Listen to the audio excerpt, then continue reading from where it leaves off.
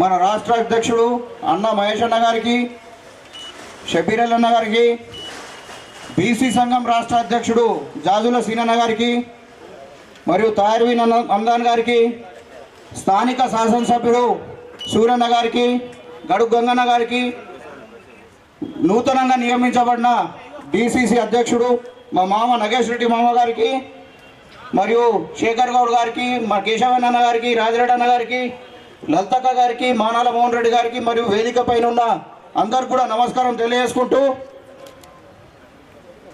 ఇప్పుడు స్థానికంగా బీసీ సంక్షేమ సంఘంని నడిపిస్తూ ఎలవేళలా ఈ బీసీ ఎజెండాను ముందుకు తీసుకుపోతున్న జిల్లా నాయకులలో ఒకరైన ఆంజనేయులు గారిని మాట్లాడాలని కోరుతున్నాను.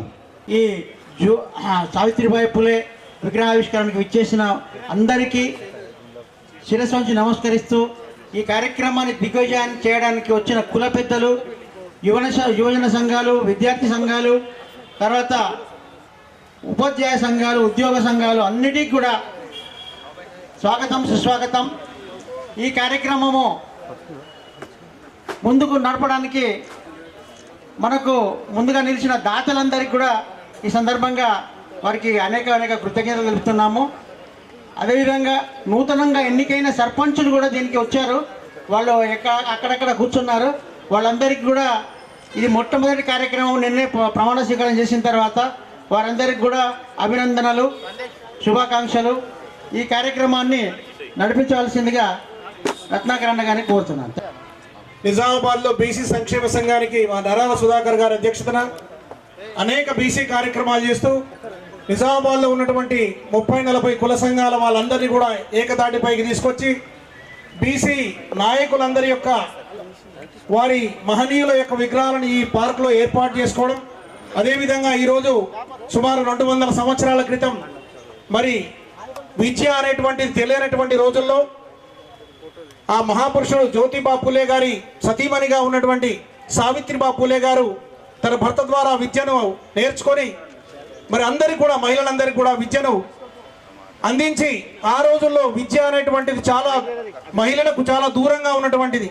అటువంటిది ఆ రోజున మరి అంకురార్పణ జరిగిన సందర్భంగా కుల సంఘాల వారు మరి అదేవిధంగా ఈరోజు రాష్ట్ర ప్రతినిధులు, రాష్ట్ర మంత్రులు వీరందరూ కూడా ఈ కార్యక్రమానికి రావడం, నిజామాబాద్ అర్బన్ ఎమ్మెల్యే గారు మహేష్ కుమార్ గౌడ్ గారు, షబ్బీర్ అలీ గారు, అదేవిధంగా అందరూ కూడా ఈ కార్యక్రమానికి విచ్చేసి బీసీ సంఘాలను బలోపేతం చేయడానికి మీ సహకారాన్ని అందిస్తున్నందుకు ప్రతి ఒక్కరికి కూడా, మహిళా విభాగానికి, యువజన విభాగానికి, అదేవిధంగా విద్యార్థి విభాగానికి, కుల సంఘాల వారికి అందరికీ కూడా పేరు పేరున ధన్యవాదాలు తెలియజేసుకుంటూ ఈ కార్యక్రమాన్ని విజయవంతం చేయడానికి మీరందరూ పాల్గొన్నందుకు మరొక్కసారి మనమందరం జై బీసీ అని చెప్పేసి గట్టిగా నినదిద్దాం. జై బీసీ, జై బీసీ, జోహార్ సావిత్రిబాయి పూలే, జోహార్ సావిత్రిబాయి పూలే. పార్కులో సావిత్రిబాయి పూలే విగ్రహాన్ని ఏర్పాటు చేసుకోవడం చాలా ఆనందంగా ఉంది. దీనికి ముఖ్యంగా శ్రమ, కృషి ఫలితం అంటే మన జిల్లా అధ్యక్షులు నరాల సుధాకర్ గారికే దక్కుతుంది. ఎంతో శ్రమపడి ఎంతో వ్యయ ప్రయాసాలకు ఓర్చుకొని కూడా ఎంత ఇబ్బంది ఉన్నా కానీ మన పూలే విగ్రహం పక్కన సావిత్రిబాయి పూలే విగ్రహాన్ని ఏర్పాటు చేయాలనే సంకల్పంతో ఈ విగ్రహాన్ని ఏర్పాటు చేసినందుకు మరొక్కసారి వారికి ధన్యవాదాలు తెలియజేస్తున్నాను. మరి ఇది మన పండుగను విజయవంతం చేయడానికి మనమందరం ఒకరికొకరు కోఆపరేషన్ చేసుకోవాలి. మన నిజామాబాద్ గడ్డ మీద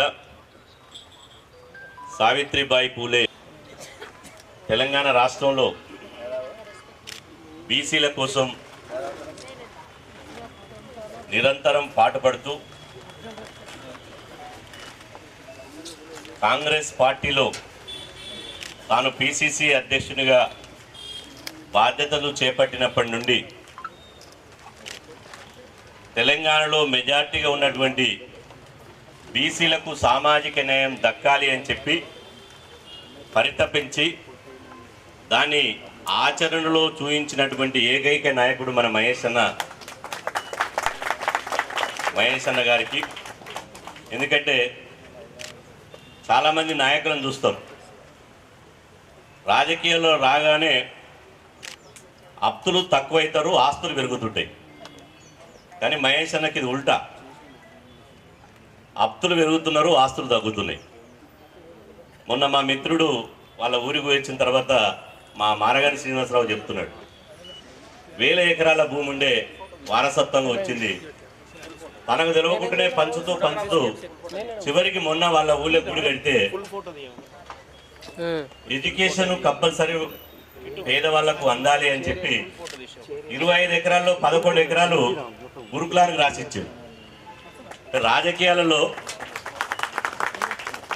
ఆస్తులు జరుగుతున్నాయి, అప్పులు పెరుగుతున్నారు. మరి అప్పులు ఎవరు పెరుగుతున్నారు? అప్పులు బీసీలు పెరుగుతున్నారు. మొన్న ఆ విషయాలు నేను 2-3 నిమిషాలు చెప్తా కాబట్టి మహేష్ అన్న గారు, అదేవిధంగా మా బాయిసాబ్ మన నాయకుడు షబ్బీర్ అన్న గారు, అదేవిధంగా గౌరవ ఎమ్మెల్యే సూరన్న గారు, అదేవిధంగా వేదిక మీద ఉన్న గౌరవ పెద్దలు ఆకుల లలితక్క గారు, చాలామంది ఉన్నారు. సమయం తీసుకుంటుంది కాబట్టి చాలామంది పెద్దలు ఈ కార్యక్రమాన్ని సమన్వయం చేస్తున్నటువంటి మా నరాల రత్నాకరణ గారు, నిజామాబాద్లో బీసీ ఉద్యమాన్ని నెంబర్ 1 స్థానంలో నిలబెట్టినటువంటి మా జిల్లా అధ్యక్షుడు నరాల సుధాకర్ గారు, వేదిక మీద ఉన్న చాలామంది ఉన్నారు. పేర్లు చెప్తే అర్ధగంట పడుతుంది కాబట్టి నాయకులందరికీ, ఇక్కడ వచ్చినటువంటి నాయకులకు, గౌరవ పాత్రికేయ సోదరులకు అందరికీ పేరు పేరున హృదయపూర్వక నమస్కారం. సోదరులారా, సావిత్రిబాయి పూలే అంటే మనందరికీ తెలుసు. కనిపించని దేవుళ్లకు సరే మొక్కాలే మన యొక్క ధర్మం. కానీ కనిపించే దేవుళ్ళు కూడా ఉన్నారు. ఆ కనిపించే దేవుళ్ళలో మనం పొద్దున్న లేస్తే విష్ణు, ఈశ్వర, బ్రహ్మ అంటాం, మొక్కాలే, కాదనడం లేదు. కానీ మనకు కనిపించే దేవుళ్ళు పూలే, అంబేద్కర్, బాబు జగజీవనరావు. వీళ్ళు ముగ్గురు సామాజిక త్రిమూర్తులు. అదేవిధంగా వాళ్ళకు సతిమణులు. మహాత్మా జ్యోతిబా పూలేకు సతిమణి ఎవరు? సావిత్రిబాయి పూలే. సావిత్రిబాయి పూలే ఈ దేశంలో మొట్టమొదటి మహిళా టీచర్. చాలామందికి ఏంటంటే మనం బీసీ సంఘం నుంచి ఆమె విగ్రహం పెట్టినాం కాబట్టి ఆమె బీసీలకే చేసిందని ఒక భావన ఉంటుంది. కానీ బీసీల కంటే ఎక్కువగా ఆ రోజు ఆమె పుట్టినటువంటి మహారాష్ట్రలో, పూణేలో మహిళలకు కూడా చదువు లేదు. అది అగ్రకుల మహిళలు కావచ్చు, మైనార్టీ మహిళలు కావచ్చు, బీసీ మహిళలు కావచ్చు, ఎస్సీ ఎస్టీ మహిళలు కావచ్చు, మహిళలకు చదువు నిరాకరించారు. మహిళలు కేవలం వంటింటికే పరిమితం కావాలి, మహిళలకు చదువు లేదు అని చెప్పినటువంటి ఆ కరుడు కట్టినటువంటి బ్రాహ్మణీయ మనువాద ఆ రోజుల్లో ఇలా మొట్టమొదటి మహిళలకు అక్షరాలు దిద్దించి ఇలా మహిళలు ప్రతి రంగంలో 50% రావడానికి ప్రధాన కారణం మన సావిత్రిబాయి పూలే అని చెప్పి ఈ సందర్భంగా తెలియజేస్తున్నా. మరి సావిత్రిబాయి పూలే కూడా చదువు లేదు. మహాత్మా జ్యోతిబా పూలే 13వ ఏటనే పెళ్లి చేశారు. ఆమెకు ముక్కుపచ్చలారనటువంటి ఆడబిడ్డకు జ్యోతిబా పూలేకు సావిత్రిబాయి పూలేకు పెళ్లి చేస్తే ఆ పెళ్లి చేసినటువంటి జ్యోతిబా పూలే ఈ సావిత్రిబాయి పూలేను ఒళ్ళె కూర్చోబెట్టుకుని ఒకటే మాట చెప్తాడు, మనము మన కోసం కాదు మన జాతి కోసం జీవించాలి. ఇలా కోట్లాది మంది మహిళలకు చదువు లేదు, జనాభాలో సగభాగానికి పైగా మహిళలు ఉన్నారు కాబట్టి ఇలా ఆ మహిళలకు చదువు నేర్పాలంటే ఫస్ట్ నువ్వు చదువు నేర్చుకోవాలి అని చెప్తాడు. ఎవరన్నా ఈ ప్రపంచంలో భార్యని ఒళ్ళో కూర్చోబెట్టుకొని చదువు నేర్పిన వాళ్ళు ఈ ప్రపంచంలో నన్ను ఉండడా? ఎవ్వరు లేరు. పెళ్లి కాగానే హనీమూన్ పోదామా, ఆస్తులు సంపాదించుదామా, లేకపోతే ఎంతమంది పిల్లలు కందాం, ఎన్ని బిల్డింగ్లు కడదామనేది చూస్తారు తప్ప ఇది ఎవరు చూడరు. కానీ మహాత్మా జ్యోతిబా పూలే సావిత్రిబాయి పూలేకు ఆలు నేర్పించి అక్షరాలు దిద్దించి ఆమెకు చదువు నేర్పి దేశంలో మొట్టమొదటి మహిళా టీచర్గా నిలబెట్టిండు. ఆ తర్వాత ఆమె ఇలా లక్షలాది మందికి చదువు చెప్పినటువంటి మహానీయురాలు సావిత్రిబాయి పూలే. అట్లాంటి సావిత్రిబాయి పూలే ఇలా మన నిజామాబాద్కు వచ్చింది. ఇలా ఒక చరిత్ర, నిజామాబాద్కు రావడం ఒక చరిత్ర. విగ్రహాలు ఎందుకు పెడతాం? దండేసి దండం పెట్టి పేపర్లలో ఫోటోల కోసం విగ్రహాలు పెట్టాం. విగ్రహాలను చూడగానే భవిష్యత్ తరాలు స్ఫూర్తి పొందడానికి, వాళ్ళ యొక్క జీవిత చరిత్రను తెలుసుకొని వాళ్ళు అందించినటువంటి ఆశయం ఏదైతుందో, లక్ష్యం ఏదైతుందో ఆ ఆశయాన్ని, లక్ష్యం వైపు పయనించడానికి మాత్రమే విగ్రహాలు పెడతాం. ఇవాళ సావిత్రిబాయి పూలే, మహాత్మా జ్యోతిబా పూలే విగ్రహం పెట్టాలంటే నాకు తెలుసు సంవత్సర కాలంగా మన సుధాకరణ నాయకత్వంలో చాలా కష్టపడి రాత్రులు ఇక్కడనే దుప్పటి కప్పుకొని పడుకొని ఆ విగ్రహాన్ని తమ కష్టార్జితంతో ఇవాళ విగ్రహాన్ని ఇక్కడ పెట్టింది. ఆ విగ్రహాన్ని ఇక్కడ పెట్టినంటే అది వృధా కావద్దు. కాబట్టి సావిత్రిబాయి పూలేకు దండేసి దండం పెట్టడం ముఖ్యం కాదు, ఆమె ఆశయాన్ని ముందుకు తీసుకుపోవాల్సినటువంటి అవసరం ఉంది అని చెప్పి సందర్భంగా తెలియజేస్తూ, జనవరి 3వ తేదీన ఆమెది స్టేటు ఆమె జయంతి ఉంది కాబట్టి ఆమె జయంతిని రాష్ట్ర అధికారికగా జయంతిగా నిర్వహించాలని చెప్పి మన చప్పట్ల ద్వారా మహేష్ అన్న గారికి ప్రత్యేకంగా విజ్ఞప్తి చేస్తున్నాం. మీరు ముఖ్యమంత్రి గారితో మాట్లాడి ఇవాళ సావిత్రిబాయి పూలే జయంతిను ఇవాళ స్టేట్ ఫంక్షన్గా డిక్లేర్ చేయాలని చెప్పి కోరుతున్నాం. ఇక రెండు నిమిషాల్లో, ఎందుకంటే మహేష్ అన్న షెడ్యూల్ చాలా బిజీగా ఉంది నాకు తెలుసు. నేను అనేక సభలలో 45 నిమిషాల నుంచి గంట సేపు మన బీసీ విషయాల గురించి మాట్లాడతా. కానీ ఇక్కడ సమయం సందర్భం ఉంది కాబట్టి ఇక్కడ 2 నిమిషాల్లో ఈ యొక్క బీసీ విషయాలు మీ ముందుంచడానికి ప్రయత్నం చేస్తా. ఈరోజు వాస్తవంగా కాంగ్రెస్ పార్టీలో డి శ్రీనివాస్ గారి నిజామాబాద్ నుంచి ప్రాతినిధ్యం వహిస్తే మళ్ళా అలాంటి పర్సనాలిటీ కలిగి, అట్లాంటి స్థాయి కలిగి ఇవాళ తెలంగాణ రాష్ట్రంలో ఒక అధికార పార్టీకి ఇవాళ పిసిసి అధ్యక్షుడిగా రాజకీయ పగ్గాలు చేపట్టినటువంటి మహేష్ అన్న గారికి గట్టిగా బీసీ సమాజం ఒక్క నిమిషం చెప్పు గట్టిగా చప్పట్లు కొట్టి మనం స్వాగతించవలసినటువంటి అవసరం ఉన్నది. బీసీ సమాజం ఒకటి గుర్తుపెట్టుకోవాలి, ఇచ్చిన దాన్ని ఓన్ చేసుకోవాలి. ఎవరైతే మనం అడగగానే ఎవరైతే ఇస్తారో దాన్ని ఓన్ చేసుకోవాలి. ఈయన దాని గురించి కొట్లాడాలి. ఈ 2 విధానాల వైపు మనం పోవాలి. రాహుల్ గాంధీ గారు ఇవాళ తెలంగాణ రాష్ట్రంలో ముఖ్యమంత్రి ఓసీ వర్గానికి ఇచ్చిన కాబట్టి కంపల్సరీ ఒక బీసీ బిడ్డకు పిసిసి పగ్గాలు ఇవ్వాలని చెప్పి ఆలోచన చేసి, మళ్ళా చాలామంది అన్నారు మహేష్ అన్న గురించి తెలియనోళ్ళు అంటే నిజామాబాద్ వాళ్ళకు ప్రతి ఇంటికి తెలుసు, ప్రతి గడపకు తెలుసు. కానీ ఆదిలాబాద్ కానీ ఇతర రాష్ట్రంలో ఇతర ప్రాంతాలు కానీ అరే బీసీ కోటా మీద మహేష్ అన్న పిసిసి అధ్యక్షుడు అవుతుండు, బీసీ కంప్లిమెంట్ ఉన్నదా అని. నేనన్నా తినే ముందు రుచులు ఎందుకు, ఇంకో అర్ధగంట అయితే తింటాం కదా, రుచులు ఎందుకు అడగాలి? కాబట్టి పిసిసి పగ్గాలు తీసుకున్న తర్వాత బీసీలకు ఏం చేస్తాడో చూద్దాము, మీరు చూడండి అని చెప్పిన.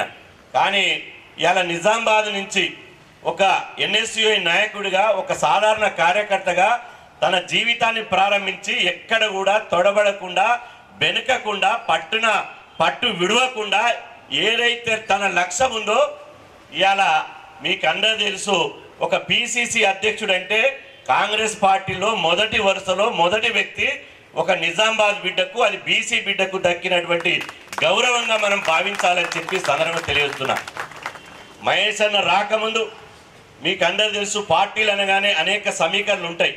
కానీ మహేష్ అన్న వచ్చిన తర్వాత కాంగ్రెస్ పార్టీలో మొన్న రాష్ట్ర కమిటీలో ఇవాళ రాష్ట్ర కమిటీ ప్రకటిస్తే 70% పైగా మొదటిసారి నేను, ఎందుకంటే 1996 నుంచి ఉద్యమంలో ఉన్న బీసీ ఉద్యమంలో 96 నుంచి చూస్తున్నా, ఏ జిల్లా చూసినా కూడా బీసీలకు అన్యాయం జరిగేది.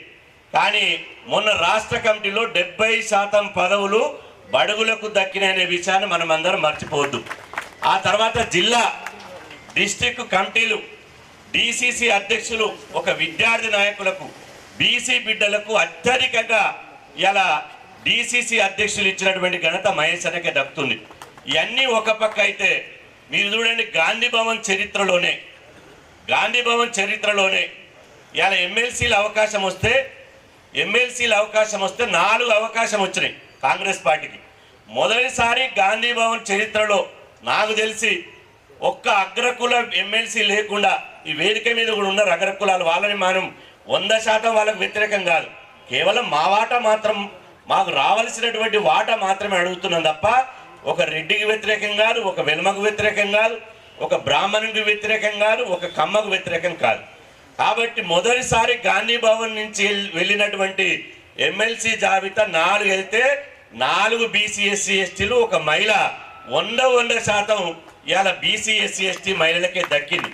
అంటే సామాజిక న్యాయం పట్ల కేవలం మాటలే కాదు, చేతల్లో నిరూపించేటువంటి నాయకుడు. అధిష్టానాన్ని ఒప్పించి రాహుల్ గాంధీ గారితో మాట్లాడి ఇలా బీసీలకు ఒక పెద్ద అచీవ్మెంట్ లాగా ఎమ్మెల్సీ పదవులు దక్కినాయి. ఆ తర్వాత కామారెడ్డి డిక్లరేషన్, ఇది మర్చిపోవద్దు. అన్న పిసిసి వర్కింగ్ ప్రెసిడెంట్ ఉన్నాడు. ఇప్పుడు పిసిసి అధ్యక్షుడు అయినాక కొద్దిగా చాలా బిజీ అయ్యిండు. పిసిసి వర్కింగ్ ప్రెసిడెంట్ ఉన్నప్పుడు 2 రోజులకు ఒకసారి మేము మాట్లాడుకునేది. ఆ రోజు బీసీ డిమాండ్లు ఏవైతే ఉన్నాయో మీరు తీసుకురండి, నేను బీసీ డిక్లరేషన్లు పెట్టిస్తా అని చెప్పి ఇలా కాంగ్రెస్ పార్టీ అధికారంలోకి రాకముందు కామారెడ్డి డిక్లరేషను అది పిసిసి వర్కింగ్ ప్రెసిడెంట్గా మహేష్ అన్న గారే ప్రవేశపెట్టిర్రు. ఇవాళ కర్ణాటక ముఖ్యమంత్రి సిద్ధరామయ్య గారి సమక్షంలో మహేష్ అన్న ప్రవేశపెట్టిర్రు. మహేష్ అన్న ప్రవేశపెట్టడం మూలంగా మొత్తం బీసీ సమాజం అంతా కాంగ్రెస్ పార్టీకి అండగా నిలవడం మూలంగా ఇలా కాంగ్రెస్ పార్టీ అధికారంలోకి వచ్చింది.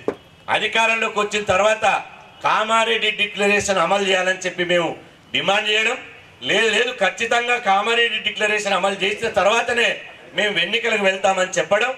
తెలంగాణ రాష్ట్రంలో మీకు అందరూ తెలుసు 1931లో అప్పటి బ్రిటిష్ ప్రభుత్వం మాత్రమే కులగణన చేసింది. భారతదేశం స్వాతంత్రం వచ్చిన తర్వాత కులగణన జరగలే, ఎప్పుడు కూడా జరగలే. 31లో అప్పుడు తెల్లదొరలు మాత్రమే కులగణన చేశారు, నల్లదొరలు కులగణన చేయలే. ఇవాళ స్థానిక సంస్థల ఎన్నికలు వెళ్తామంటే ముఖ్యమంత్రి గారిని ఒప్పించి కామారెడ్డి డిక్లరేషన్ ఏదైతే మనకు ఉన్నదో కులగణన చేయాలి, 42% రిజర్వేషన్లు, 42% రిజర్వేషన్లు ఇవ్వాల్సిందని చెప్పి మహేష్ అన్న గారు పట్టుబట్టి తెలంగాణ రాష్ట్రంలో మొదటిసారి కులగణన జరిగింది. ఇది కేవలం మహేష్ అన్న గారు ఒక పిసిసి అధ్యక్షుడు ఉండడం మూలంగానే ఇది సాధ్యమైంది. చాలా మంది నాయకులు అంటారు డిక్లరేషన్ ఇచ్చారు కదా, హామీ ఇచ్చారు కదా చేయాలని. చాలా పార్టీలు డిక్లరేషన్లు ఇస్తాయి, ఆ డిక్లరేషన్లు ఇస్తాయి, మేనిఫెస్టోలో పెడతాయి, అమలు చేయాయి. కానీ ఒక బీసీ బిడ్డడు ఉండడం మూలంగా ఇలా కులగణన జరిగింది. 42% మొదటిసారి తెలంగాణలో బీసీలు 56.36% అని తేలింది. కాబట్టి 56.36% తేలిన తర్వాత మీకందరూ తెలుసు 2 సంవత్సరాలు పెద్ద యుద్ధమే నడిచింది. బీసీ రిజర్వేషన్ల మీద మహేష్ అన్న గారు ఎప్పటికప్పుడు అధిష్టానంతో ఆ తర్వాత ముఖ్యమంత్రి గారితో మాట్లాడి ఒకవైపు బీసీ సంఘాలతో చర్చలు జరుపుతూ మొదటిసారి అసెంబ్లీలో చట్టం చేసి 42% కేవలం రాజకీయ రంగంలో కాదు విద్యా ఉద్యోగ రంగంలో కూడా బీసీలకు 42% రిజర్వేషన్లు దక్కాలని చెప్పి అసెంబ్లీలో చట్టం చేశారు. బిల్లు పెట్టి రాష్ట్రపతికి పంపించారు. ఆ తర్వాత ఇవాళ 42% గురించి ఇవాళ ఢిల్లీ దాకా 2 సార్లు ఢిల్లీలో ధర్నాలు చేశారు. కానీ బీజేపీ ప్రభుత్వం కేంద్రంలో ఉంది. ఇవాళ 42% రిజర్వేషన్లు చట్టం చేస్తే కేంద్ర ప్రభుత్వం పట్టించుకోలే. బిల్లు పెట్టి అసెంబ్లీలో పాస్ చేసి ఏకగ్రీవంగా పాస్ చేసి పంపిస్తే కేంద్ర ప్రభుత్వం పట్టించుకోలే. కాబట్టి ఇక్కడ ఇది వేదిక సందర్భం సమయం కాకపోయినా ఈ తెలంగాణ రాష్ట్రంలో ఉన్నటువంటి 3 కోట్ల మంది బీసీల ఆకాంక్షను, బీసీల గొంతును వినిపించే బాధ్యత ఒక బీసీ ఉద్యమకారుడుగా నా మీద ఉంది. కాబట్టి ఖచ్చితంగా ఒకవైపు మీరు 2 సంవత్సరాల్లో 100% మీరు ఉండడం వల్లనే సాధ్యమైంది. అది మీ ముందర చెప్తున్నా, మీరు లేకున్నా చెప్తున్నా. ఎందుకంటే కాంగ్రెస్ పార్టీలో మహేష్ అన్న ఒక బీసీ బిడ్డ అయిన తర్వాత ఈ మాత్రం ఎవరు ఏమైనా ఏమనుకున్నప్పటికీ తెలంగాణలో ఒక బీసీ ఎజెండా, ఈరోజు తెలంగాణలో బీసీ ఎజెండా ఒక చర్చకు వచ్చిందంటే అది 42% రిజర్వేషన్ల మూలంగానే తెలంగాణలో చర్చకు వచ్చింది. కాబట్టి ఇప్పుడు ఈ 42% రిజర్వేషన్ల మీద ఈ వేదిక ద్వారా మేము కాంగ్రెస్ ప్రభుత్వాన్ని డిమాండ్ చేసేది ఒక్కటే. మీరు అసెంబ్లీలో బిల్లు పెట్టారు, చట్టం చేశారు, 2 సార్లు మేము ఢిల్లీలో ధర్నా చేస్తే ఇవాళ 2 సార్లు మహేష్ అన్న ధర్నాకు వచ్చాడు. మొన్న కూడా చలికాలం ఢిల్లీలో ధర్నా చేస్తే ఎంత బిజీ ఉన్నప్పటికీ కూడా మొన్న శీతాకాల పార్లమెంట్ సమావేశంలో మహేష్ అన్న వచ్చి మా ధర్నాలో కూర్చున్నాడు. మీ కమిట్మెంట్ను 1% కూడా శంకించడం లేదు. కానీ ఈ ప్రక్రియను వేగవంతం చేయాలని చెప్పి మేము కోరుతున్నాం. అఖిల పక్షాన్ని తీసుకొని ఈ 42% రిజర్వేషన్ అమలు కావడానికి అఖిల పక్షాన్ని తీసుకొని ప్రధానమంత్రి దగ్గరికి పోవాలి. ముఖ్యమంత్రి గారు మీ నేతృత్వంలో, మీ ఇద్దరు నేతృత్వంలో అఖిల పక్షాన్ని తీసుకొని ఢిల్లీకి పోయి 42% రిజర్వేషన్ల మీద ప్రధానమంత్రి మీద ఒత్తిడి తీసుకొచ్చి రాజ్యాంగాన్ని సవరించి 42% రిజర్వేషన్లకు రాజ్యాంగబద్ధత కల్పించే వరకు మీరు విశ్రమించొద్దని చెప్పి సందర్భంగా తెలియజేస్తున్నా. అదేవిధంగా ఇంకో విషయం ఏంటంటే పార్లమెంట్ ఉంది. రాహుల్ గాంధీ గారు మాట్లాడుతున్నారు, కొంత బీహార్ ఎన్నికలు జరిగినాయి, కొంత నారాజు ఉండొచ్చు, కానీ పార్లమెంటులో రాహుల్ గాంధీ గారు ఎందుకు మాట్లాడతలేరని దేశమంతా ఒక చర్చ ఉన్నది. కాబట్టి మీరు ఏం చేస్తారో రాహుల్ గాంధీ గారిని, మల్లికార్జున ఖర్గే గారిని ఒప్పించి ఈ 42% రిజర్వేషన్ తెలంగాణలో ఇచ్చినటువంటి బిల్లు అమలు కోసం దేశమంతా ఎజెండాగా తీసుకుని బీజేపీ మీద యుద్ధం మోగించండి, రాజకీయ యుద్ధ పేరు మోగించండి. 3 కోట్ల మంది బీసీ సమాజం మీ వెంట ఉంటుంది అని చెప్పి సందర్భంగా తెలియజేస్తున్నా. ఇక నేను చివరిగా చెప్పేది ఏంటంటే 42% గురించి మీరు కొట్టాడండి, మేము అండగా ఉంటాం. కానీ అదే 42% రిజర్వేషన్లు, నామినేటెడ్ పోస్టులు, మీరిచ్చే ఎమ్మెల్సీలు, పార్టీ పదవులు మీ చేతులున్నాయి కాబట్టి 100% సామాజిక న్యాయం జరుగుతుంది. కానీ ప్రభుత్వం నుంచి వచ్చే జీవోల రూపంలో వచ్చేటువంటి నామినేటెడ్ పోస్టులో మాత్రం బీసీలకు అన్యాయం జరుగుతుంది. జెండా మోసిన వాళ్ళు ఉన్నారు, బీసీలకు దిక్కు లేదు, బీసీలకు ఎవరు అడిగే నాదుడు లేడు. ఎమ్మెల్యేలు కేవలం 7 మాత్రమే అసలు ఉన్నారు.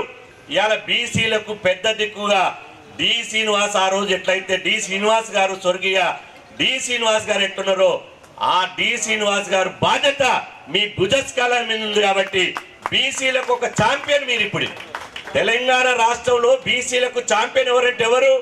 మహేష్ గౌడ్ అని అందరికి తెలుసు. మీరు రాజీ పడరని మాకు తెలుసు, రాజీ పడే రక్తం కాదని మీకు మాకు తెలుసు. కానీ ముఖ్యమంత్రి గారిని, రాష్ట్ర ప్రభుత్వాన్ని ఎట్లా ఒప్పిస్తారో త్వరలోనే మీ నామినేటెడ్ పోస్టులని మాకు ఫోన్ ఎత్తితే 1000 ఫోన్లు, అన్నా మేము కాంగ్రెస్ పార్టీలో 30 ఏళ్ళ చేపట్టి కానీ బీసీ ఉన్నందుకే మాకు పదవులు దక్కలేవు అంటున్నారు. ఎమ్మెల్యే పదవుల్లో మీరు గాంధీ భవన్లో ప్రతి పార్లమెంట్ సెగ్మెంట్కు 2 టికెట్లు ఇస్తామన్నారు, 34 టికెట్లు ఇవ్వలే. మేము అనుకున్నాం సరే కేసీఆర్ని గద్దె దింపాలి కాబట్టి ఎవడోడు పోని ఫస్ట్ అయితే ఆ నియంత్రణ గద్దె దింపాలని మేము ఓర్చుకున్నాం. కాబట్టి 42% మీరు ఇచ్చేటువంటి నామినేటెడ్ పదవుల్లో 42% ఉండాలి అని చెప్పి ఈ సందర్భంగా మేము విజ్ఞప్తి చేస్తున్నాం. రెండో విషయం బడ్జెట్ కూడా కేవలం 3 లక్షల కోట్లలో 5,000 కోట్లు మాత్రమే బడ్జెట్ పెడుతున్నారు. అది బడ్జెట్ సరిపడం లేదు. కుల వృత్తులు, చేతి వృత్తులు, రుణాలు రాక, సబ్సిడీలు రాక, బడ్జెట్ లేక, పిల్లలకు స్కాలర్షిప్లు లేవు, ఫీజు రియంబర్స్మెంట్ లేవు, ఎవరైనా స్వయం ఉపాధి చేసుకున్నామంటే వాళ్ళకు రుణాలు లేవు. కాబట్టి బడ్జెట్ మీ చేతిలో ఉంది. 42% అంటే ఆ ఢిల్లీని చేతిలో ఉంది. ఆ ఢిల్లీని మెడలుంచండి, ఢిల్లీని మీద యుద్ధం చేస్తే మేము వస్తాం. కానీ గల్లీలో మాత్రం బడ్జెట్ కేటాయించే పవరు మీ చేతిలో ఉన్నది. కాబట్టి స్కాలర్షిప్లు కానీ, ఫీజు రియంబర్స్మెంట్ కానీ, రుణాలు కానీ బడ్జెట్ కూడా ఇవ్వాలని చెప్పి సందర్భంగా తెలియజేస్తూ, చివరిగా ఏంటంటే ప్రైవేట్ కాంట్రాక్ట్ ఉన్నాయి. బీసీలు 4 మీటింగ్ రావాలంటే అన్న మీకు తెలియంది కాదు, మీరు క్షేత్రస్థాయి నుంచి వచ్చారు. నేను 30 ఏళ్ళుగా ఉద్యమంలో ఉన్నా. ఒక నాయకుడు, బీసీ నాయకుడు ఒక బండి కట్టుకొని రావాలంటే ఫోన్ చేస్తాడు, అన్న బండికి డబ్బులు లేవంటాడు. చేసిన పనికి లేదు. కాంట్రాక్టర్లు అంతా అగ్రకులాలే ఉన్నారు. కాళేశ్వరం కాంట్రాక్టర్ నుంచి, మోరీ కాంట్రాక్టర్ నుంచి, గోరి కాంట్రాక్టర్ వరకు వాళ్ళే ఉన్నారు. ఉండని అని మేము కాదంటలేము. మీరు కామారెడ్డి డిక్లరేషన్లో మీ నోరుతోటి చదివిరు. మేము అధికారంలోకి వస్తే ప్రభుత్వ కాంట్రాక్టర్లో బీసీలకు 42% రిజర్వేషన్ ఇస్తామన్నారు. అది ఫస్ట్ 42% కనుక మీరు రిజర్వేషన్లు ప్రభుత్వ కాంట్రాక్టర్లకు ఇస్తే బీసీలంతా జర తెల్లపుల్లగా తిరుగుతారు, ఆత్మగౌరవం పెరుగుతుంది. మీరు రేపు ఎంపీటీసీ, జెడ్పీటీసీ మీరు ఎందుకంటే తెలుసు, మొదటిసారి మహేష్ అన్న పీసీసీ అధ్యక్షుడు అయిన తర్వాత బీఫామ్ మీద సంతకం పెట్టిండు.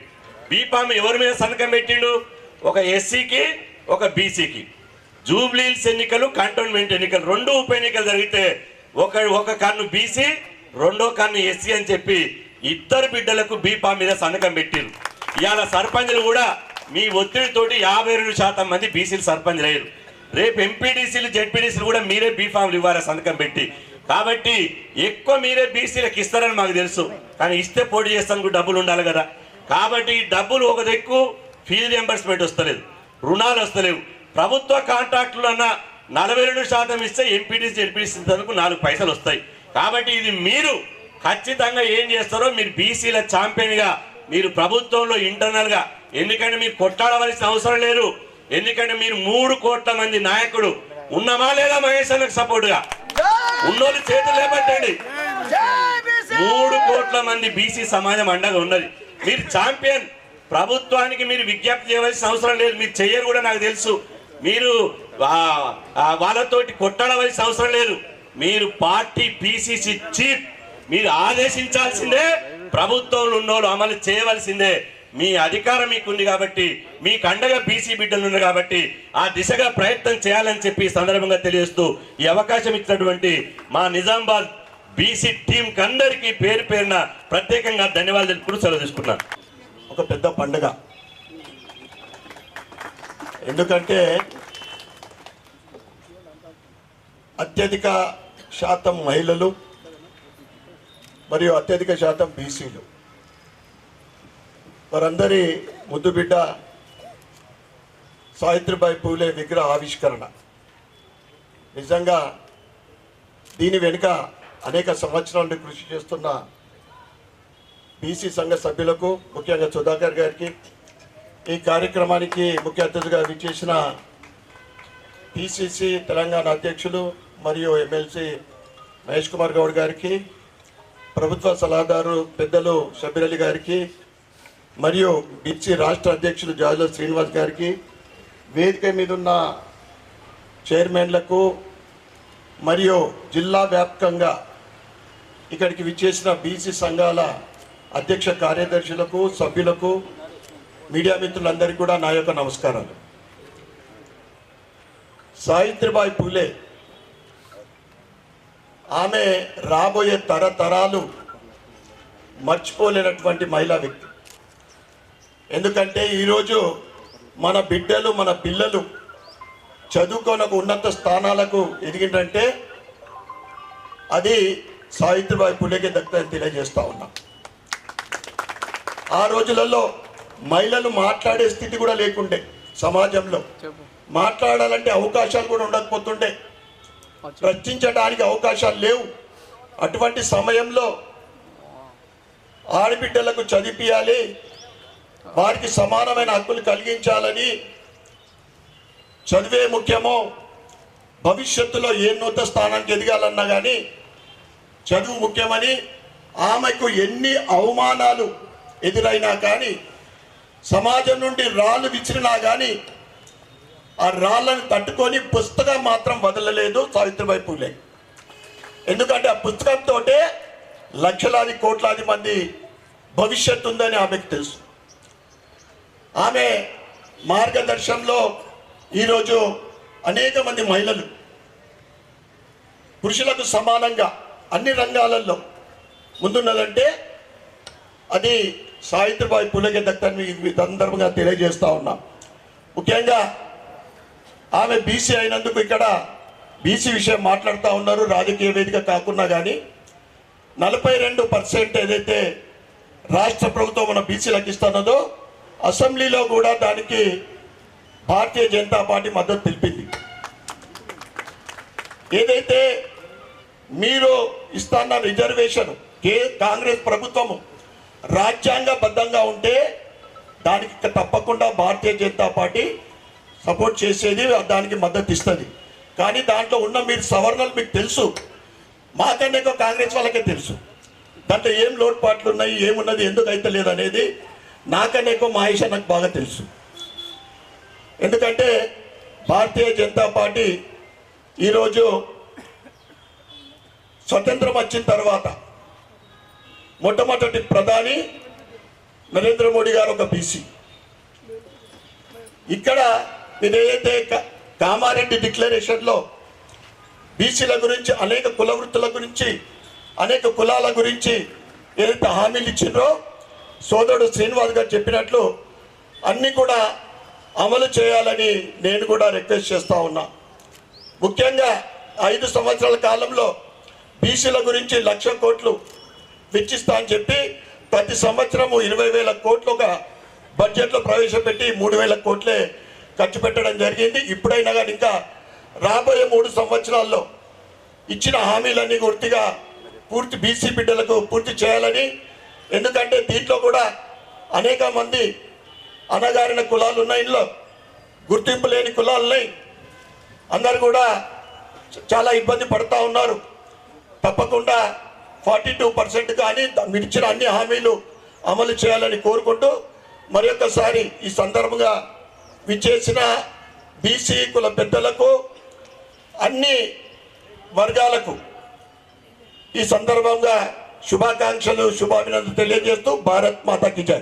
బీసీ ఎస్సీ ఎస్టీ మైనారిటీ అందరు ఒక జగ జమ అయి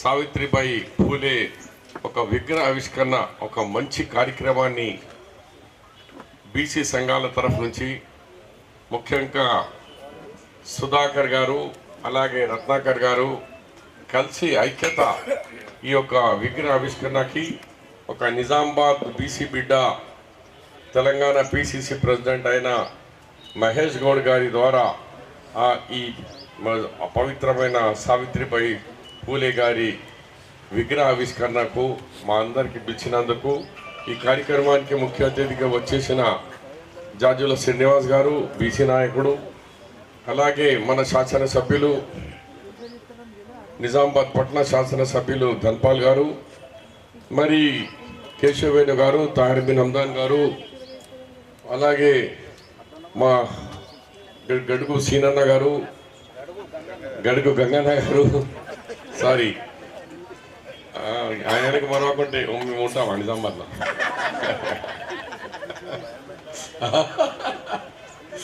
అట్లనే ఇక చాలా సమయం లేదంటున్నారు. మరి నాగేశ్ రెడ్డి గారు, మా చెల్లెమ్మ ఆకుల లలిత గారు, ఇంక వెనుక ఉన్న బీసీ సంఘాల అందరికీ, అలాగే బీసీలే కాకుండా ఈ కార్యక్రమానికి వచ్చేసిన ప్రతి ఒక్కరికి నేను శుభాకాంక్షలు తెలియజేస్తూ, మరి ఇప్పుడు రత్న గారు మాట్లాడుతూ అన్నారు బీసీ సంఘాల డిక్లరేషన్ నా ఇంట్లోనే తయారైంది. అది నాకు ఒక చరిత్ర నా పేరు ఉండిపోయింది. అంటే కామారెడ్డి అంటే షబ్బీర్ భాయ్ నా ఇంట్లోనే తయారైంది. అప్పుడు మహేష్ అన్న దూరంలో ఉంటే భగవ అని పిలిపించుకొని కూర్చోబెట్టి తయారు చేసి అక్కడి నుంచి మరి స్టేడియంకి వెళ్ళి దానికి మహేష్ గౌడ్ గారే యాజ్ అ వర్కింగ్ ప్రెసిడెంట్గా 42% డిక్లరేషన్ చేయబడ్డది. ఈ ప్రభుత్వంలో చాలా మంచి కార్యక్రమాలు తక్కువ సమయంలో జరిగినాయి బీసీల గురించి. ముఖ్యంగా కులగణన భారతదేశంలో ఏ రాష్ట్రంలో కూడా జరగలేదు. ఎవరు ధైర్యం చేయలేదు. ధైర్యం చేస్తే బీసీ సంఖ్య తెలిసిన తర్వాత రేపు ప్రభుత్వాల్లో నడిపించేందుకు అడ్మినిస్ట్రేషన్లో ప్రాబ్లమ్స్ వస్తాయని భయపడి చేయలే. కానీ మన గౌరవ ముఖ్యమంత్రి మన రేవంత్ రెడ్డి గారు కానీ మన పిసిసి ప్రెసిడెంట్ గారు కలిసి ఒక ధైర్యం చేసినారు. ఈ భారతదేశంలో ఎవరు చేయలే. ఆ కులగణన చేసిన వల్లనే మనకు బీసీ సంఖ్య 46 ఎంత దానిలో ముస్లిమ్స్ కలిగితే 46.36 ముస్లిం సంఖ్య 12.56 దాంట్లో 2.5 అగ్రగా ఉన్నారు. మంచిగా తిని తెల్ల బట్టలు వేసిన వాళ్ళు. మిగిలిన వాళ్ళు అంటే బ్యాక్వర్డ్ క్లాస్ లెవెల్లో 8 వాళ్ళని గవర్నమెంట్ నిర్ణయించినారు. దాంట్లో 10.8 ముస్లిమ్స్ ఉన్నారు. వాళ్ళు కూడా బీసీలో గతంలో వైఎస్ రాజశేఖర రెడ్డి గారు ఉన్నప్పుడే మన బీసీలో కలిపినారు కాబట్టి వాళ్ళు కూడా దాంట్లో వచ్చి కలిపితే 56%గా మనకు బీసీ సోదరుల సంఖ్య వచ్చింది.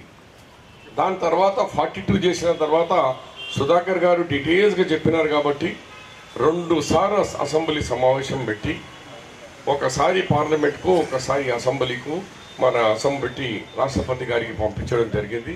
కానీ ఇప్పటివరకు కేంద్ర ప్రభుత్వం నుంచి మనకు కొయ్యి లేదు, కయ్యి లేదు, సప్పుడే లేదు. ఆ బిల్ ఏడన్నది కూడా తెలియకుండా అట్లనే ఒత్తేసి పెట్టేసినారు.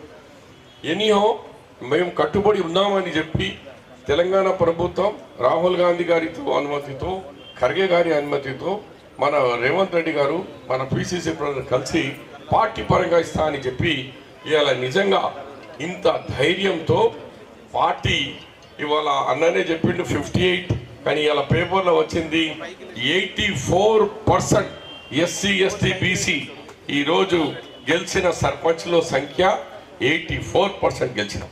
సపోర్ట్ కొట్టారా? అందు గురించి ఇంత బీసీల ఐక్యత లేదు మనకి. గెలిస్తే కూడా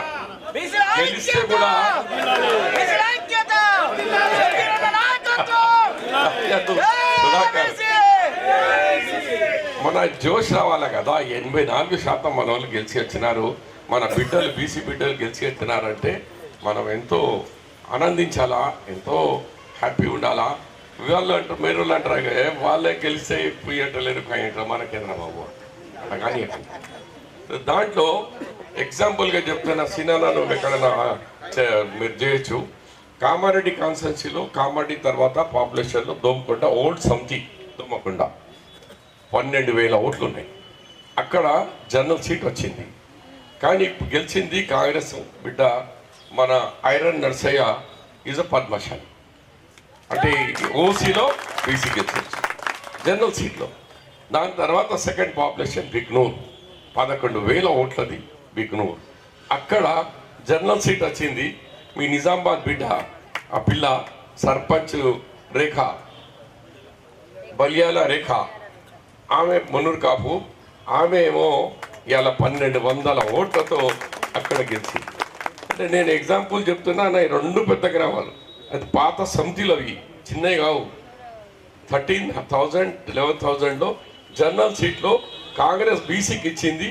బీసీ గెలిపించింది అంటే కాంగ్రెస్ పార్టీ, ఇది మహేష్గౌడ్ జిల్లా, నిజామాబాద్ జిల్లా కాబట్టి మా అధ్యక్షునికి ఎవరైనా ఏళ్ళు చూపించద్దని మేము దానికి కట్టుబడి మీ మాటకు జర్నల్ వచ్చిన చోట బీసీకి కూడా ఇచ్చి గెలిపించిన ఘనత కాంగ్రెస్ పార్టీ. ఇది చెప్పినాం, మేము పార్టీ పరంగా ఇస్తా అన్నాం, ఇవాళ ఇచ్చి చూపించినాం. ఇది మా ఘనత. కాంగ్రెస్ పార్టీ ఒక అది ఇచ్చే మాట కాదని మనం చెప్పాం. కానీ కొన్ని చోట ఎమ్మెల్యే సాబ్ కూడా చెప్పినారు, ఈ బడ్జెట్ విషయంలో మీకు తెలుసు, పోయిన కేసీఆర్ గారు 8 లక్షల కోట్లు అప్పు చేసిపోయినారు. ఈ అప్పు భారంకు ఇప్పుడిప్పుడే వస్తున్నారు. ఈ మధ్యలో ఎస్సీ ఎస్టీ బీసీ మైనారిటీకి సంబంధించిన రివ్యూ మీటింగ్లో ముఖ్యమంత్రి గారు 1,200 crores ఓన్లీ మన గురుకుల పాఠశాలల బిల్డింగ్లకు వాళ్ళకు ఎంత బాకీ ఉన్నదో ఒకటే కలంతో 1,200 కోట్లు రిలీజ్ అయితే మన నిజామాబాద్కి కూడా 4-5 బిల్డింగ్లకు ఫుల్ పేమెంట్ ఇచ్చేసినాం. మైనారిటీకు వాళ్ళకు 20-25 కోట్లు బాకీ ఉండే, ఎస్సీలది బీసీలది అన్ని పాఠశాల ఇస్తున్నారు. 1 by 1 చేసుకుంటూ వస్తున్నారు. ఎనీహో ఇవాళ ఇంత మంచి మీటింగ్ ఆర్గనైజ్ చేసిన సుధాకర్ గారికి, అలాగే బీసీ సంఘాలకి ఒక ఐక్యత చూపించినారు. కాంగ్రెస్ పార్టీ ఎప్పుడు కూడా బీసీ దాని మీద ఇవాళ మన నాయకుడే, మన జిల్లాడే ఇవాళ అధ్యక్షత వహిస్తున్నాడు. కాబట్టి మీరు ఎల్లప్పుడూ కాంగ్రెస్ పార్టీకి మీరు నిలబడతారని ఆశిస్తూ నాకు మాట్లాడే అవకాశం ఇప్పించిన బీసీ సంఘాలకు, రత్నాకర్ గారికి, నరహరి గారికి ధన్యవాదాలు.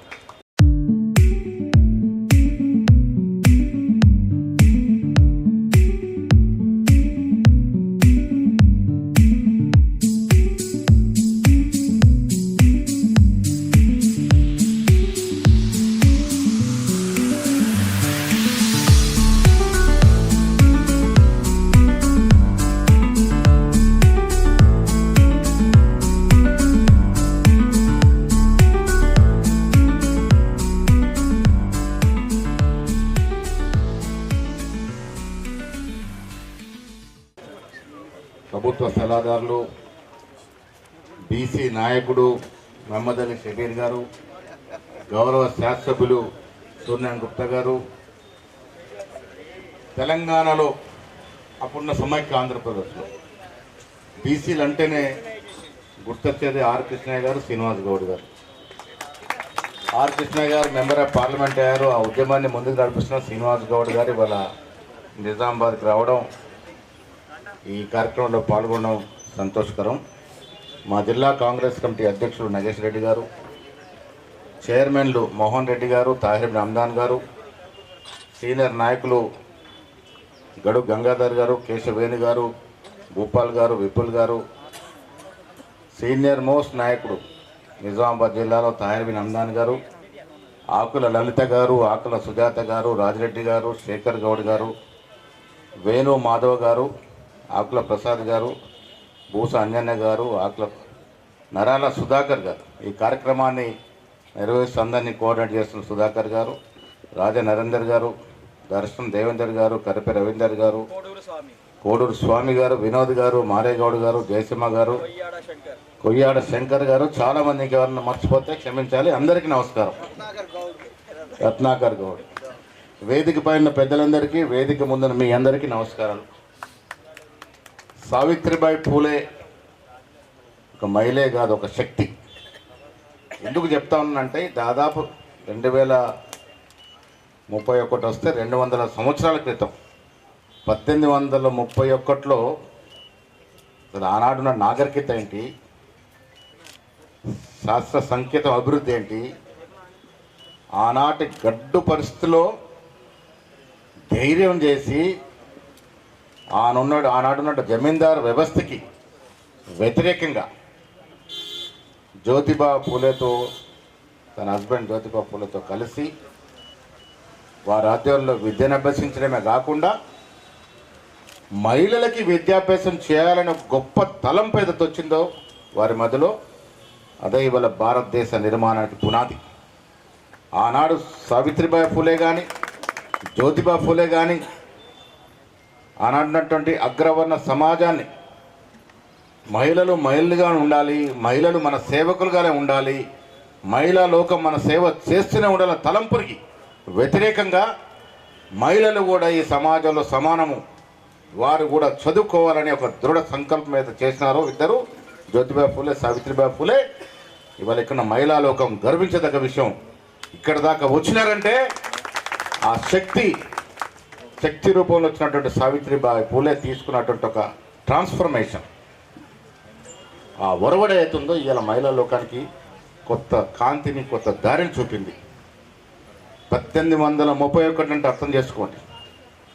ఆనన్నటువంటి పరిస్థితులు, సౌలతులు, అలాంటి పరిస్థితుల్లో పూణేలో ఆమె 3వ తరగతి చదువుకొని తర్వాత కృష్ణ మిషనరీ స్కూల్ చదువుకొని ఆవిడే ఈ దేశ మొట్టమొదటి మహిళా టీచర్, మహిళా ప్రిన్సిపల్, మహిళల విద్యానికి దోహదం చేసినట్టు మహానీయురాలు సావిత్రిబాయి పూలే గారు, జ్యోతిబా పూలే గారు. మీరు సావిత్రిబాయి సినిమా చూస్తుంటారు చాలామంది. ఎంతమంది చూశారు చేతులెత్తండి. आप देखिए Savitri cinema, Jyotiba Phule cinema, Jyotiba Phule cinema. అందులో నటించినటువంటి ప్రతీక్ గాంధీ కానీ, పత్రలేఖ కానీ ఎంత గొప్పగా నటించారంటే నిజంగా జ్యోతిబా మన ముందు జీవించి పాత్ర చేసినట్టుగా అనిపిస్తుంది. ఆ సినిమా చూస్తే అర్థమవుతుంది ఆనాటి స్థితిగతులు ఏంటి, ఆనాటి పరిస్థితులు ఏంటి, వారు ఎన్నిసార్లు దెబ్బలు తింటారు, దెబ్బలు తిని కూడా ఉద్యమం ఆపకుండా ముందుకు పోతారో అది చూస్తే అర్థమవుతుంది. మహిళలు సమాజంలో సగ భాగస్వామ్యము, మహిళలకు అవకాశం ఇస్తే ఏదన్నా చేయగలుగుతారని అవకాశాన్ని తీర్చినటువంటి సావిత్రిబాయి పూలే. మన శ్రీమతి ఇందిరాగాంధీ గారిని చూసాం, iron lady in the world. ఒక మహిళకు అవకాశం ఇస్తే మగాళ్ళకి ధీటుగా, రాజనీతిజ్ఞురాలుగా, డెసిషన్ మేకర్గా, ఒక స్టబ్బల్ లీడర్గా ప్రూవ్ చేసుకున్న అవకాశం. ఆనాడు సావిత్రిబాయి పూలేకి ఈ ఆలోచన రాకుండా ఉంటే ఇలా గొప్ప గొప్ప డాక్టర్లు, ఇంజనీర్లు, సైంటిస్టులు, రాజకీయవేత్తలు అవుతున్న మహిళలకి ఈ అవకాశం వచ్చేదే కాదు. మగవాళ్ళ పెత్తనమే ఉండేది. అందుకే ఆ మహనీయురాలికి మా నివాళులు అర్పించుకోవాల్సిన అవసరం ఉన్నది. ఇవాళ నిజామాబాద్లో వారి విగ్రహావిష్కరణలో పాల్గొనే అవకాశం దొరకడం కూడా మనలాంటి పెద్ద మహద్భాగ్యం. ఇంత మహనీయురాలి యొక్క విగ్రహావిష్కరణలో మనందరికి అవకాశం దొరకడం అనేది మహద్భాగ్యం. వారికి మనసు నుండి నివాళులు. శ్రీనివాస్ కూడా మంచి మాట చెప్పాడు. విగ్రహాలు పెట్టుకుంటాం, దండలు వేసుకుంటాం, ప్రతి సంవత్సరం యానివర్సరీ, బర్త్ యానివర్సరీ, డెత్, అది కాదు. వారిని నుంచి నేర్చుకోవాల్సిన చాలా ఉంటుంది. పెద్ద శాపం ఏంటంటే వచ్చే యువతరం, నేటి యువతరం అసలు చరిత్ర చదవట్లే, పుస్తకాలు చదవట్లే, ఫోన్లకే పరిమితమవుతా ఉన్నారు. రీల్స్, ఫేస్బుక్, వాట్సాప్, ఇన్స్టా ఇవన్నీ అవసరమే, కానీ చరిత్ర చదవాల్సిన అవసరం ఉన్నది. మన చరిత్ర చదవకుంటే మనం ముందుకు పోలేం.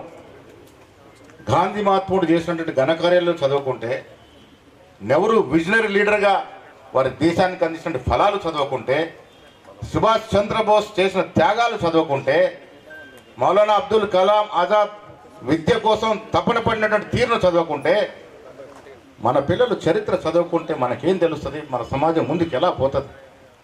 చరిత్ర చదవాల్సిన అవసరం ఉంది, చదివించాల్సిన అవసరం ఉన్నది.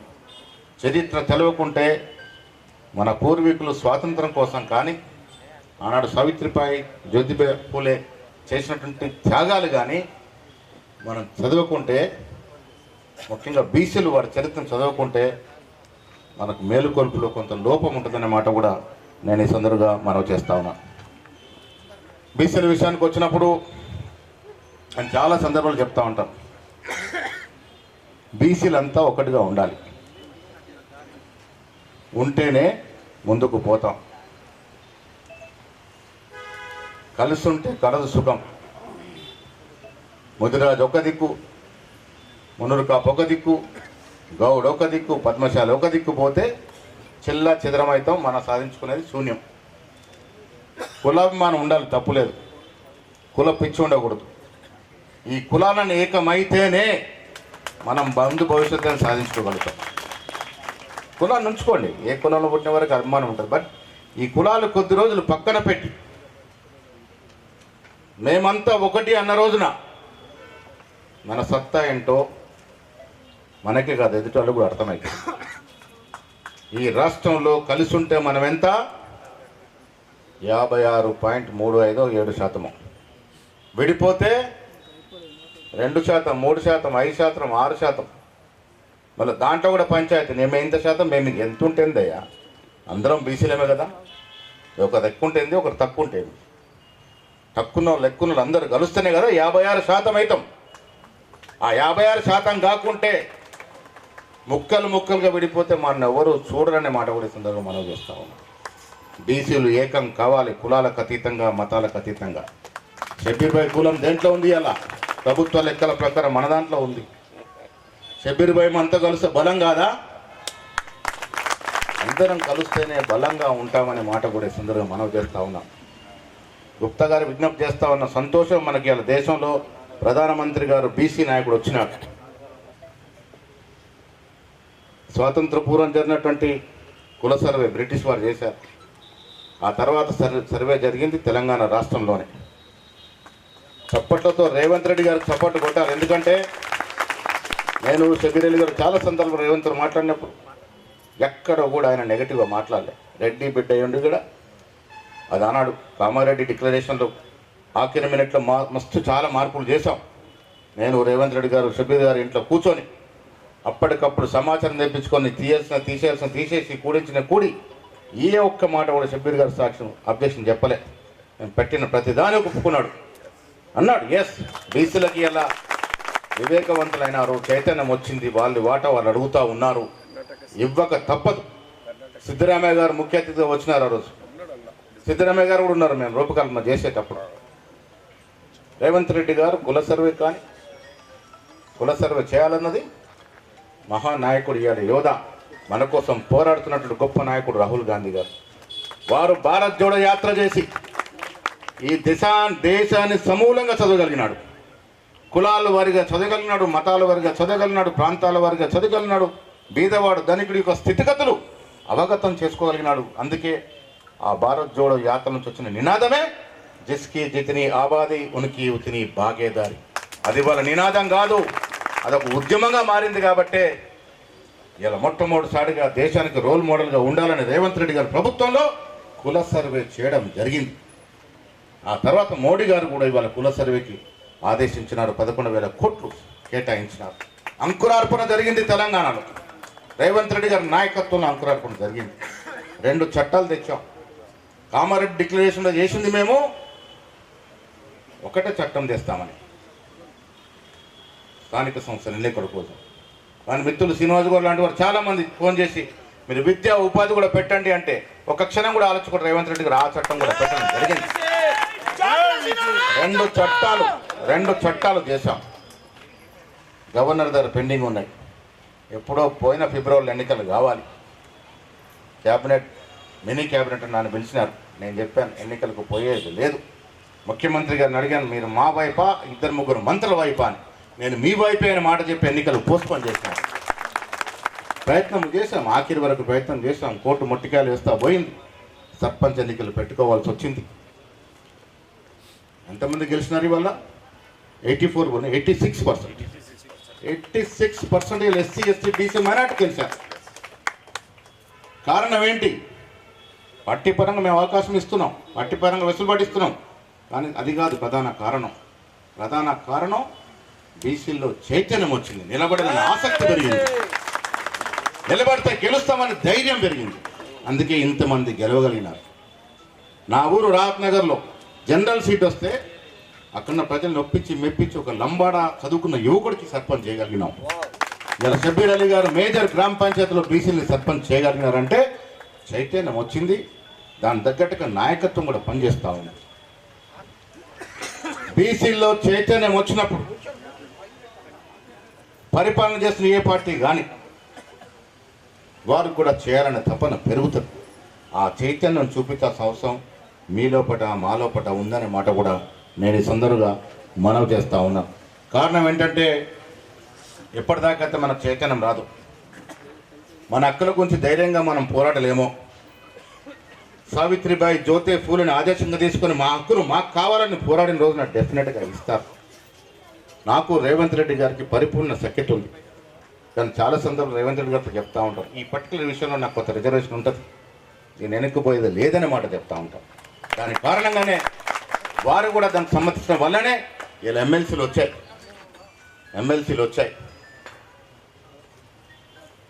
4 ఎమ్మెల్సీలు వస్తే ఒక లంబాడ, ఒక జిల్లా కాంగ్రెస్ కమిటీ అధ్యక్షుడు పనిచేసినటువంటి కితావత్ శంకర్ నాయక్ ఎమ్మెల్సీ, నేను మీనాక్షి ముఖ్యమంత్రి గారు కలిసి రాశాం. విజయశాంతి గారు ఎన్నికల ముందు పనిచేసిన ఒక బీసీ బిడ్డని ఆవిడకి ఇచ్చాం.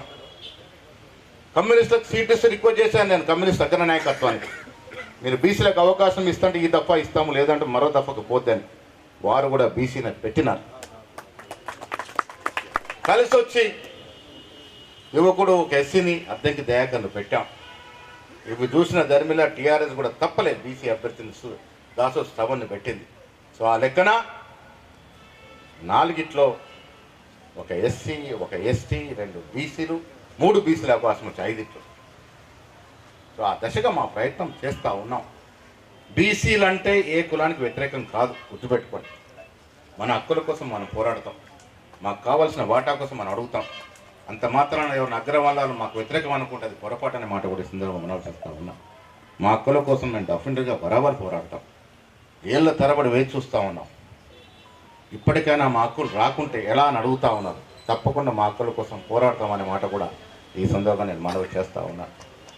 బీసీల ఐక్యత రావాలి, బీసీలో చైతన్యం రావాలి, మనకు రావాల్సిన వాటా మనకు రావాలి. ఆ దశగా ఇవాళ సోనియా గాంధీ గారు కానీ, మా ఖర్గే గారు కానీ, ముఖ్యంగా రాహుల్ గాంధీ గారు కానీ వారి యొక్క తలంపుతో ఒక ఆకాంక్షతో ఉన్నారు. దాన్ని ఇంప్లిమెంట్ చేసిన ఘనత ఈ రాష్ట్రంలో రాష్ట్ర ముఖ్యమంత్రి రేవంత్ రెడ్డి గారిది, భట్టి గారిది, మా అందరిది. కలిసికట్టుగా బీసీలకు రావాల్సిన వాటా విషయంలో ఎక్కడ రాజీ లేకుండా పోరాడుతూ ఉన్నాం. సర్పంచులు 87% వచ్చారు, సంతోషం. సర్పంచులు వస్తే సరిపోదు, పై స్థాయిలో రావాలి. ఇలా ఎమ్మెల్యేల సంఖ్య చాలా తక్కువ ఉంది. బీసీల్లో పెద్ద సంఖ్యలో ఎమ్మెల్యేలు గెలవాల్సిన అవసరం ఉన్నది. ఎప్పుడు గెలుస్తారు? మీకు గెలిచే సత్తా ఉంటానే రేపు రేవంత్ రెడ్డి గారు కానీ, మహేష్ గౌడ్ కానీ బీఫామ్ ఇస్తారు. మీరు సర్వేల్లో 1, 2, 3 స్థానంలో పర్లే ఇస్తాం, కానీ 4, 5 స్థానం ఇవ్వలేము.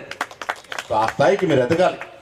ఎమ్మెల్యే నిలబడే స్థాయికి ఎదిగితే 1, 2, 3 స్థానాలు ఉన్నా ఇచ్చే అవకాశం ఉంటుంది. కానీ ఏమీ లేదు, మేము బీసీలం మాకు సీట్లు కావాలంటే రాదు. ఎందుకంటే గెలుపుకోవడం అనేది కూడా ఇంపార్టెంట్. ఎన్నికలు ఎందుకు పోరాడతాం? అంతిమంగా గెలవాలి. ఆ గెలిపే దశగా పోరాడతాం. ఆ గెలవడానికి అంచులో ఉన్న వాళ్ళనే ఎంచుకుంటాం. ఆ స్థాయికి మీరు ఎదగాలి.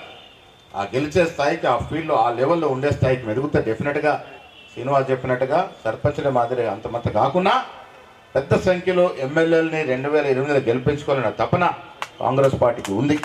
ఆ దశగా మేము ప్రయత్నం చేస్తామనే మాట కూడా ఈ సందర్భంగా మనం చేస్తూ, నిజామాబాద్ జిల్లా ఆనాడు డి శ్రీనివాస్ గారు ప్రాతినిధ్యం వచ్చిన జిల్లా, అరుగులు రాజారాం గారు ప్రాతినిధ్యం వచ్చిన జిల్లా, బాలాగౌడ్ గారు ప్రాతినిధ్యం వచ్చిన జిల్లా. ఎంతోమంది బీసీలు ఈ జిల్లా నుంచి అగ్రవర్ణాలకు పోటీగా నాయకత్వం అందించినారు. ఆ దశగా ఇవాళ కూడా నిజామాబాద్ జిల్లాకి అన్ని పరిపూర్ణంగా కార్యక్రమాలు రావాలని, ఆ దశగా నిజామాబాద్ జిల్లాని పెద్ద ఎత్తున పెట్టాలని ఇంటిగ్రేటెడ్ స్కూల్స్ కానీ ఆసుపత్రులు కానీ అన్నిట్లో కూడా ప్రార్థనిస్తూ ఉన్నాం. గుప్తా గారు చెప్తా ఉన్నారు, సిటీలో ఎక్కడ 25 ఎకరాలు దొరకట్లే. షబీర్ సాబ్ పర్సన్ సీఎం సాబ్కు బోలే దీంట్లో కొంత వెల్ఫేరేజ్ ఇచ్చి మనకు కొంత డిబేట్ కావాలని 10 ఎకరాలు చూస్తే నిజామాబాద్ పట్టణానికి ఇంటిగ్రేటెడ్ స్కూల్ వస్తుంది. అదేవిధంగా బాలుకొండకు కూడా మా గ్రామంలో నేను ఇచ్చింది 10 ఎకరాలు, దాంట్లోనే పెట్టాల్సింది. అక్కడ కూడా కొంత మనకు వెసులుబాటు కలగజేయాలని ముఖ్యమంత్రిని కోరాం. ఎడ్యుకేషన్ పరంగా నిజామాబాద్ హబ్ కావాలి. ఆ దశగానే 30 ఏళ్ళ నుంచి ఇంజనీరింగ్ కళాశాల కోసం ఎదురు చూస్తూ ఉన్నాం. నేను పిసిసి అధ్యక్షుడిగా మొదటిసారి జిల్లాకు వచ్చినప్పుడు వాగ్దానం చేసి ఇంజనీరింగ్ కళాశాల తీసుకొస్తాను. ముఖ్యమంత్రిని నొప్పించి మెప్పించి ఇంజనీరింగ్ కళాశాల తీసుకొచ్చాము. మన యూనివర్సిటీలో తరగతులు ప్రారంభమైన ఈసారి రాష్ట్రంలో 3 వ్యవసాయ కళాశాలలు ఇస్తే, ఒకటి ముఖ్యమంత్రి గారి నియోజకవర్గంలో, ఒకటి ఉత్తమ్ కుమార్ రెడ్డి గారు హుజూర్ నగర్లో, ఒకటి మనకి డిచ్పల్లిలో వచ్చింది. ఆ దశగా ప్రయత్నాలు చేస్తూ ఉన్నాం. విద్యాపరంగా జిల్లాని ఒక మేటి జిల్లాగా తీర్చిదిద్దాలని నా గ్రామం మీద ప్రేమతో టెంపుల్ కారిడార్ రోడ్ అని ముఖ్యమంత్రి ఒప్పించి దాదాపు 380 కోట్లు శాంక్షన్ చేయించిన. ఇలా ధర్మపురి మీదుగా, కొండగట్టు మీదుగా, వెములవాడ మీదుగా, మా గ్రామం మీదుగా లింబద్రిగుట్ట నుంచి బాసరు పోయే రోడ్డు 4 లైన్ రోడ్డు 380 కోట్ల రూపాయలతో రోడ్డు తీసుకొస్తా ఉన్నాం. ఇదే కాదు, జిల్లాకి అవసరం ఉన్న పరంగా ఇక్కడ చాలామంది విద్యావేత్తలు ముందు కూడా ఉన్నారు. విద్యాపరంగా మనకు కావాల్సినటువంటి కళాశాలలు ఏమి, వేటికి అవకాశం ఉందో చెప్తే డెఫినెట్గా అవి కూడా తీసుకొచ్చే ప్రయత్నం చేస్తామనే మాట కూడా సందర్భం చెప్తాము. నిజామాబాద్ జిల్లా ఒకప్పుడు పారిశ్రామిక పెద్ద జిల్లా. ఎన్ఎస్ఎఫ్ తరిగిపోయింది, ఎన్సిఎస్ఎఫ్ మూతపడింది, పరిశ్రమలు కుంటపడ్డాయి. వ్యవసాయపరంగా ఆధారపడిన జిల్లా కాబట్టి వ్యవసాయకు సంబంధించినటువంటి పరిశ్రమలు తీసుకురావడం కానీ, విద్యా వైద్య రంగం తీసుకురావడం కానీ మేమంతా కూడా సంతృప్తం ఉన్నామనే మాట కూడా నేను ఈ సందర్భంగా మనవి చేస్తా ఉన్నాను. ఈ జిల్లాకు చెందిన సీనియర్ నాయకులు సుదర్శన్ రెడ్డి గారు, భూపతి రెడ్డి గారు, షబీర్ అలీ గారు, మేమందరం కూడా అభివృద్ధిని ఆకాంక్షించిన నాయకులం కాబట్టి ఈ జిల్లాని ఒక మేటి జిల్లాగా తీర్చిదిద్దాలని ప్రయత్నం ఉంది. దాంట్లో బీసీ సమాజానికి కావాల్సిన సదుపాయాలు ఏమన్నా అవకాశాలు ఉంటే కూడా దాన్ని కూడా పరిశోధిద్దామనే ఒక మాట కూడా ఈ సందర్భంగా మనవి చేస్తూ మళ్ళొకసారి అంతిగా మీ అందరికీ చెప్తా ఉన్నాను, ఐక్యతే ముఖ్యం. దయచేసి కులాల వారీగా విడిపోకండి, అందరూ ఒకటిగా ఉండండి. బీసీలు అంటే 56% కనబడాలి.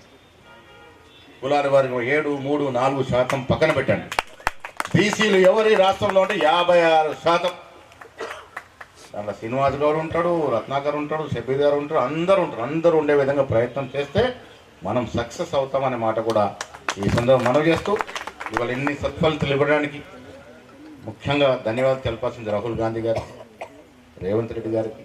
అందరం కూడా సఖ్యతతో ఈ కార్యక్రమాన్ని ముందుకు తీసుకెళ్తా ఉన్నాం.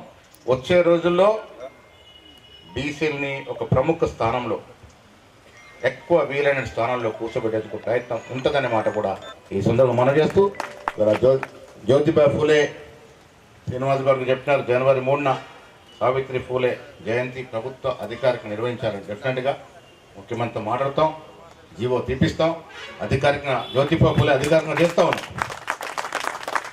రేవంత్ రెడ్డి గారు చిత్తశుద్ధి కూడా ప్రభుత్వం రాగానే ప్రజాభవన్ పేరు మార్చి జ్యోతిబా ఫూలే ప్రజాభవన్గా పేరు మార్చడం జరిగింది. ఈ రాష్ట్రంలో అంబేద్కర్, జగ్జీవన్ రావు, జ్యోతిబా ఫూలే, సర్వై పాపన్న, చాకలి ఐలమ్మ అందరిని కూడా గౌరవించుకోవాలనే తపనతో కాంగ్రెస్ ప్రభుత్వం ముందుకు పోతూ ఉంది. అభివృద్ధి విషయానికి వచ్చినప్పుడు పార్టీలకు అత్యంతంగా అభివృద్ధి సాధన నేను చాలా సందర్భంలో మా గుప్తాకు చెప్తాను, బీజేపీ వారు, మేము కాంగ్రెస్ అభివృద్ధి విషయానికి వచ్చినప్పుడు ఏమి ఉండదు. గెలిచే వరకు వారికి పోటీ ఇస్తాం, డెఫినెట్గా రేపు మళ్ళీ మీద పోటీ పెడతాం. కానీ గెలిచిన తర్వాత మాత్రం మనం కలిసికట్టుగా ఈ అభివృద్ధి కోసం పాటుపడాలనేది నా ధ్యేయం. తమిళనాడు తర రాజకీయాలు చేయాలని నేను చాలా సందర్భాల్లో టీఆర్ఎస్ బీఆర్ఎస్ కొరకు ఇటు కలుపుతూ ఉంటాను. తమిళనాడు రాజకీయాలు చాలామంది తెలియవు. ఎలక్షన్ల వరకు తీవ్రంగా పోరాడతారు, తలలు బావులు కొట్టుకుంటారు. కానీ తమిళనాడుకి రావాల్సిన కార్యక్రమం కేంద్రంలో ఆగిపోయింది అంటే అందరు నాయకులు లొంగిలు సర్దుకొని దేశ రాజధాని దాడి చేస్తారు. మా తమిళనాడు అంటారు. అప్పుడు పార్టీలు చూడరు, ప్రభుత్వాలు చూడరు, ఏమి చూడరు, మాకు రావాలని. అందుకే వాళ్ళ తమిళనాడు రాష్ట్రం ఈ దేశంలో పారిశ్రామికంగా అగ్రగామిగా ముందుకు పోతా ఉంది. హైయెస్ట్ నేషనల్ రోడ్వేస్ తమిళనాడులో ఉన్నాయి. దక్షిణాది రాష్ట్రం పోల్చినప్పుడు హైయెస్ట్ ఇండస్ట్రీస్ అక్కడ వస్తూ ఉన్నాయి. కారణం వాళ్ళ ఐక్యత. ఎన్నికల వరకు పార్టీలు, ఎన్నికల తర్వాత ఐక్యంగా పనిచేస్తే జిల్లాలు అభివృద్ధి అవుతాయి, రాష్ట్రాలు అభివృద్ధి అవుతాయి. ఇలా పోయిన ప్రభుత్వాన్ని విమర్శన చేయగానే అడ్డగోలుగా పాలన చేసి శుతిలేని సంసారం నడిపి ఒక విజన్ లేకుండా ఇలా 7.5 లక్షల కోట్ల అప్పు చేస్తే ఆ అప్పులో ఇన్స్టాల్మెంటు, అప్పు, ఇంట్రెస్ట్ కడుతూ నేను ఇచ్చిన వాగ్దానాలు కూడా చాలా ఉన్నాయి. డబ్బులు లేవు, ఆర్థిక పరిస్థితి బాగా ఇబ్బందికరంగా ఉంది. అయినప్పటికీ కూడా ముఖ్యమంత్రి గారు, మా ఫైనాన్స్ మినిస్టర్ గారు సరుతూ ముందుకు తీసుకెళ్తా ఉన్నా. ఇంకా 3 ఏళ్ళ సమయం ఉంది. ఇచ్చిన వాగ్దానాలను కూడా పూరించే ప్రయత్నం చేస్తామనే మాట కూడా ఈ సందర్భంగా మనవి చేస్తూ, ఈ కార్యక్రమానికి షబీర్ అలీ గారు హైదరాబాద్ నుంచి వచ్చినారు, సూర్యనారాయణ గుప్తా గారితో పాటు సీనియర్లు అందరూ వచ్చి జ్యోతిబా ఫూలే విగ్రహావిష్కరణ ఊరికే విగ్రహావిష్కరణ కాదు, సావిత్రిబాయి ఫూలే గారి విగ్రహావిష్కరణ ఓన్లీ విగ్రహావిష్కరణ చూడకూడదు. ఇదొక సందేశంలా పోవాలి. ముఖ్యంగా యువతరం నేర్చుకోవాలి. సావిత్రిబాయి ఫూలే, జ్యోతిబా ఫూలే చేసిన త్యాగాలు చదవాలి. వారి నుంచి ఒక సమాచారం నేర్చుకొని సర్వసభ్య సమాజానికి సమాచారం పంపాల్సిన మీకు కోరుతూ మీ అందరూ కూడా సెలవు తీసుకుంటా ఉన్నాం. జై హింద్. అందరూ